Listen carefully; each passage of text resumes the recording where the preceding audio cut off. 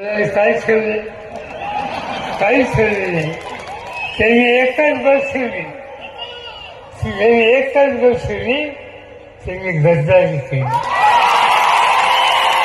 आणि जो गद्दारी करतो जो गद्दारी करतो त्या गद्दारांना शिक्षा द्यायची असते. 350 वर्षाच्या पूर्वी 350 वर्षाच्या पूर्वी शिवछत्रपतींच्या नंतर संभाजी राजांची गणोजी शेतकरी गद्दारी केली. ती महाराष्ट्र विसरलेला नाही. गणोजीला असा सुट्टी नाही. ज्यांनी गद्दारी केली त्यांना आता सुट्टी नाही. आता एकच शिकार आहे.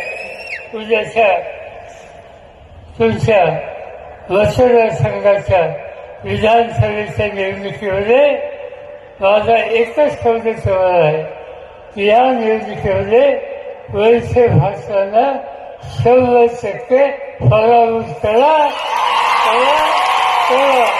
तेच सांगतो आणि आपल्या सगळ्यांची रजा घेतो. जय हिंद, जय महाराष्ट्र.